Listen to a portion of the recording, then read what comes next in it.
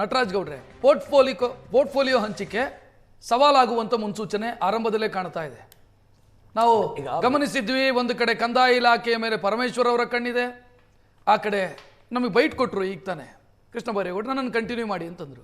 ರಾಮಲಿಂಗಾರೆಡ್ಡಿ ಅವರು on record ಮಾತನಾಡಿದ್ರು, ನನಗೆ ಬೆಂಗಳೂರು ನಗರ ಅಭಿವೃದ್ಧಿ ಖಾತೆ ಬೇಕು ಅಂತ.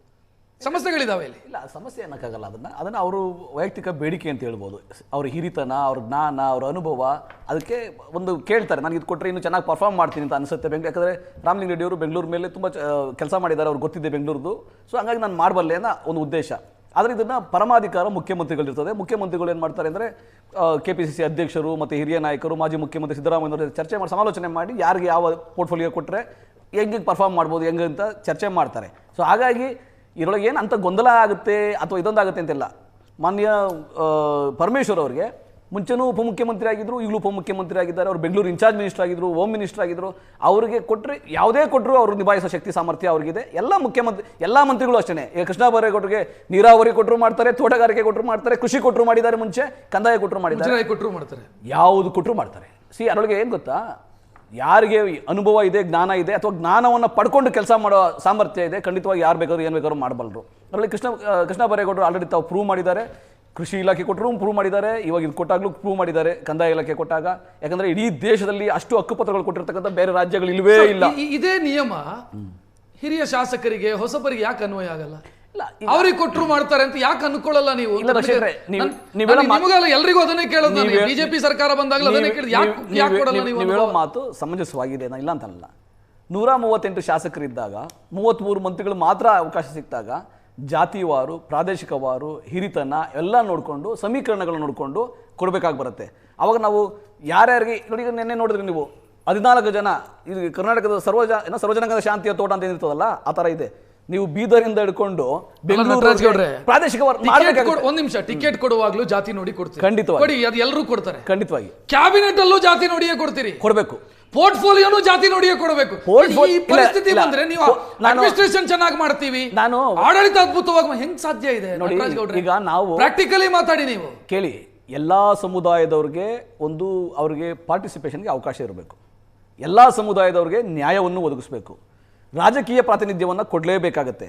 ನಾವು ಏನೇ ಮಾತಾಡಿದ್ರು ಕೂಡ, ಏನೇ ಸಿದ್ದರಾಮಯ್ಯ ಅವರು ಎಕ್ಸಿಟ್ ಆದ್ರು ಮಗನಿಗೆ ಕೊಟ್ರಿ, ಮುನಿಯಪ್ಪ ಅವರು ಎಕ್ಸಿಟ್ ಆಗ್ತಾರೆ ಅನ್ನುವಂಥ ವಿಚಾರಗಳು ಬಂದಾಗ ಮಗಳ ಹೆಸರು ಬಂತು. ಇದು ನೀವು ಸಾಮಾಜಿಕ ಪ್ರಾತಿನಿಧ್ಯ, ಸಾಮಾಜಿಕ ನ್ಯಾಯ ಇದನ್ನು ಹೇಳೋದು. ಈಗ ಏನಾಗಿದೆ ಗೊತ್ತಾ, ದಲಿತರಲ್ಲಿ ನಿಮ್ಗೆ ಗೊತ್ತಿದೆ, ಅಲ್ಲೇ ಎಡಬಲ ಅಂತ ಇದಾಗಿರೋದ್ರಿಂದ ಎಡಗೈಗೆ ಬಲಗೈ ಕೊಡಲೇಬೇಕಾಗತ್ತೆ. ಸೊ ಆ ಥರ ತೀರ್ಮಾನ ಮಾಡಿದಾಗ ಯಾರ್ಯಾರಿದ್ದಾರೆ, ಯಾರ್ಯಾರಿಗೆ ಅವಕಾಶಗಳು ಕೊಡಬೇಕಾಗುತ್ತೆ ಅಂತ ನೋಡಿದಾಗ ಕಾಂಬಿನೇಷನ್ ಮಾಡಲೇಬೇಕಾಗುತ್ತೆ. ಆ ರೀತಿಯಾಗಿ ಕೊಡ್ತಾರೆ. ಆಗೋದಿಲ್ಲ, ಖಂಡಿತ ದುರ್ಬಲ ಆಗ್ತಾ ಹೋಗುತ್ತೆ. ಇಲ್ಲ ರೀ, 138 ಶಾಸಕರು ಕೂಡ ಅದೇ ಅರ್ಹತೆ ಕ್ಷಮತೆಯನ್ನು ಇಟ್ಕೊಂಡಿದ್ದಾರೆ.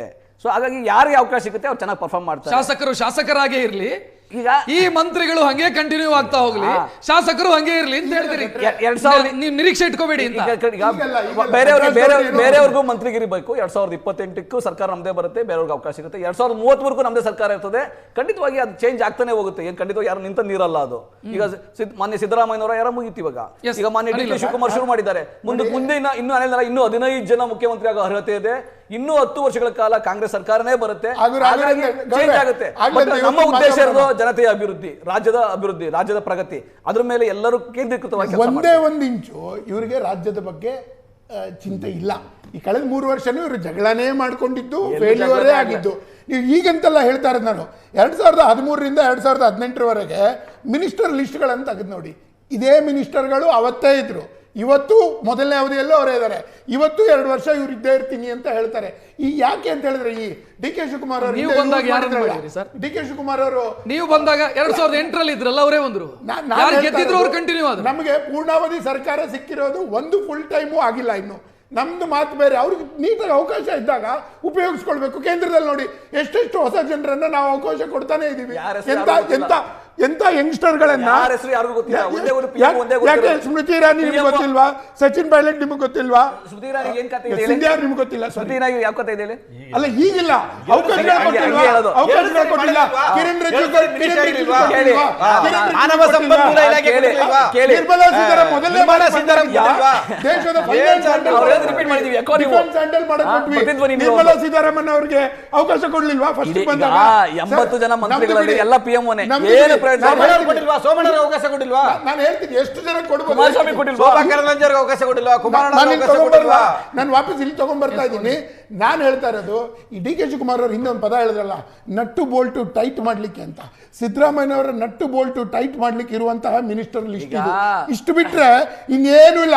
ನಾನು ಹೇಳ್ತಾ ಇದ್ದೀನಿ ರಾಜ್ಯ ಜನರಿಗೆ ಮೆಸೇಜ್ ಹೋಗ್ಬೇಕು. ಒಂದ್ ನಿಮಿಷ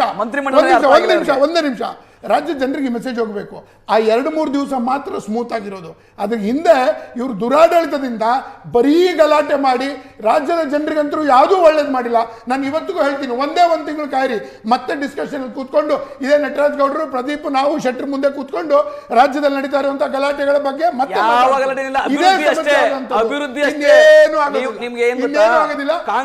ಬಿಜೆಪಿ ಯಾವತ್ತೂ ಅಭಿವೃದ್ಧಿ ಮಾಡಿಲ್ಲ. ಅಭಿವೃದ್ಧಿಯನ್ನು ನೋಡಕ್ ಗೊತ್ತಾಗೋದಿಲ್ಲ ಅವರಿಗೆ. Last 10 second. ಏನಕ್ಕೆ ಈ ಹೊಸ ಅವತಾರಗಳನ್ನು ತಗೊಂಡ್ಬರ್ತಾ ಇದ್ದಾರೆ ಅಂತ ಹೇಳಿದ್ರೆ, ಈ ಮುಂದಿನ ಎಲೆಕ್ಷನ್ಗೆ ಎಲೆಕ್ಷನ್ ಚೀಫ್ ಮಿನಿಸ್ಟರ್, ಸಂಘಟನಾ ಚೀಫ್ ಮಿನಿಸ್ಟರ್, ರಾಜ್ಯ ಜನರಿಗೆ ಇವರಿಂದ ಏನು ಉಪಯೋಗ ಆಗೋದಿಲ್ಲ. ಅದು ಮಾತ್ರ ತುಂಬಾ ಸ್ಪಷ್ಟವಾಗಿ ಹೇಳ್ತಾ ಇದ್ದಾರೆ. ಶಾಸಕರ ದುಡ್ಡನ್ನು ತಗೊಂಡು ಕಾಂಗ್ರೆಸ್ ಅವರಿಗೆ. ನಾನು ಆಗ್ಲೇ ಅದನ್ನ ಉಲ್ಲೇಖ ಮಾಡ್ತಾ ಹೋದೆ. ಯಾರ್ಯಾರು ಏನೇನು ಮಾತನಾಡಿದ್ರು, ನಿಷ್ಕ್ರಿಯತೆಯ ಬಗ್ಗೆ ಏನೇನು ಮಾತನಾಡಿದ್ರು. ನೀವು ಆ ಅಸಮಾಧಾನ, ಅವರ ಆ ಶಾಸಕರ ತಾಳ್ಮೆಯನ್ನು ದೌರ್ಬಲ್ಯ ಅಂತ ಭಾವಿಸಿದ ರೀತಿಯಲ್ಲಿ ಕಾಣ್ತಿದೆ. ಇಲ್ಲ, ಖಂಡಿತ ಇಲ್ಲ, ದೌರ್ಬಲ್ಯ ಅಂತ ಅನ್ಕೊಂಡ ರೀತಿಯಲ್ಲಿ ಕಾಣ್ತಿದೆ. ನಿಮಗೆ ಒಂದು ಮಾತು ಹೇಳ್ತೀನಿ. ಸರ್ಕಾರ ಬಂದು ಫಸ್ಟ್ ವರ್ಷದಲ್ಲಿ ಖಜಾನೆ ಖಾಲಿ ಇತ್ತು. ಬಿಜೆಪಿ ಎಲ್ಲ ಲೂಟಿ ಮಾಡಿ ಖಾಲಿ ಮಾಡಿ ಹೋಗಿತ್ತು. ಅಭಿವೃದ್ಧಿಗೆ ಹಣದ ಕೊರತೆ ಇತ್ತು, ಖಂಡಿತವಾಗಿತ್ತು. ನಾವು ಆರ್ಥಿಕ ನಿರ್ವಹಣೆಯಿಂದ ಮನೆ ಸಿದ್ದರಾಮಯ್ಯನವರ ಚಣಶತನದಿಂದ 2ನೇ ವರ್ಷ 3ನೇ ವರ್ಷ ಕೇಂದ್ರ ಸರ್ಕಾರದ ಆರ್ಥಿಕ ಅನ್ಯಾಯದ ನಡುವೆಯೂ ಕೂಡ ಬಜೆಟ್ ಅನ್ನ ಕರೆಕ್ಟ್ ಆಗಿ ಮಾಡಿ ಆರ್ಥಿಕ ಶಿಸ್ತನ್ನ ಕಾಪಾಡ್ಕೊಂಡಿದ್ದೀವಿ. ಕೇಂದ್ರ ಸರ್ಕಾರ ನಮ್ಗೆ ಅನುದಾನನೇ ಕೊಡ್ತಾ ಇಲ್ಲ, ಪಾಲು ಕೊಡ್ತಾ ಇಲ್ಲ, ನಮ್ಮ ತೆರಿಗೆ ಹಣನ ವಾಪಸ್ ಕೊಡ್ತಾ ಇಲ್ಲ, ರೈತರಿಗೆ ಬರ ನಿರ್ವಹಣೆಗೆ, ನೆರೆ ನಿರ್ವಹಣೆಗೆ ದುಡ್ಡು ಕೊಡ್ತಾ ಇಲ್ಲ. ಅದಕ್ಕೆ ಹೋರಾಟ ಮಾಡಿ ತೆಗೆದುಕೊಂಡು ಬಂದ ಚಾತಿ ಮನೆ ಸಿದ್ದರಾಮಯ್ಯನವರಿಗೆ ನಮ್ಮ ಮಂತ್ರಿಮಂಡಲಕ್ಕಿತ್ತು. ಇವತ್ತು ಕೂಡ ಮನೆ ಡಿ ಕೆ ಶಿವಕುಮಾರ್ ಅವರು ಕೂಡ ಕೇಂದ್ರ ಸರ್ಕಾರದ ಅನ್ಯಾಯದ ವಿರುದ್ಧ ಹೋರಾಟ ಮಾಡ್ತಾರೆ. ರಾಜ್ಯದ ಪ್ರತಿ ಪೈಸಾ ಇಲ್ಲಿಂದ ತೆರಿಗೆ ಏನಾಗುತ್ತೆ ವಾಪಸ್ ತಗೊಂಡು ಬಂದೇ ಬರ್ತಾರೆ. ರಾಜ್ಯದ ಹಿತವನ್ನ ಕಾಪಾಡ್ತಾರೆ. ಬಿಜೆಪಿ ಅವರು ಏನೇ ಸುಳ್ಳಿ ಏನೇ ಮಾಡ್ಲಿ, ಇನ್ನು 10 ವರ್ಷಗಳ ಕಾಲ ಕಾಂಗ್ರೆಸ್ ಸರ್ಕಾರ, ಯಾಕಂದ್ರೆ ನಮ್ಮ ಯೋಜನೆಗಳಿದಾವಲ್ಲ, ಜನಸಾಮಾನ್ಯರ ಜೀವನವನ್ನ ಬದಲಾಯಿಸಿದೆ, ಈ ರಾಜ್ಯದ ಪ್ರಗತಿಯನ್ನ ಬದಲಾಯಿಸಿದೆ, ದೇಶದಲ್ಲೇ ಆರ್ಥಿಕವಾಗಿ ಬಲಿಷ್ಠ ಮಾಡಿದೆ. ಹಾಗಾಗಿ ಇನ್ನು 10 ವರ್ಷಗಳ ಕಾಲ ಕಾಂಗ್ರೆಸ್ಸೇ ಇರುತ್ತೆ. ಬರ್ತೀನಿ, ನನಗೊಂದು ಬ್ರೇಕ್ನ ಸಮಯ. ಬಹುಶಃ ಇನ್ನು 10ವರೆಗೆ ಇವತ್ತು ಮೀಟಿಂಗ್ ನಿಗದಿಯಾಗಿತ್ತು IAS ಮತ್ತು IPS ಅಧಿಕಾರಿಗಳ ಜೊತೆಗೆ. ಕಾರಣ ಏನು ಅಂತ 11 ಗಂಟೆಗೆ. ಕಾರಣ ಏನು ಅಂತಂದ್ರೆ ಆಡಳಿತಕ್ಕೆ ಚುರುಕು ಮುಟ್ಟಿಸಬೇಕು. ಸೊ ಇದರ ಅರ್ಥ ಏನು ಹಂಗಿದ್ರೆ? 3 ವರ್ಷ ಆಡಳಿತಕ್ಕೆ ಏನಾಗಿತ್ತು ಹಂಗಿದ್ರೆ? ಚುರುಕು ಮುಟ್ಟಿಸಬೇಕು, ಈಗ ಮುಟ್ಟಿಸಬೇಕು ಅಂತಂದ್ರೆ ಪರೋಕ್ಷವಾಗಿ ಒಪ್ಕೊಂಡಂತೆನಾ? 3 ವರ್ಷದಲ್ಲಿ ಏನೂ ಆಗಿಲ್ಲ.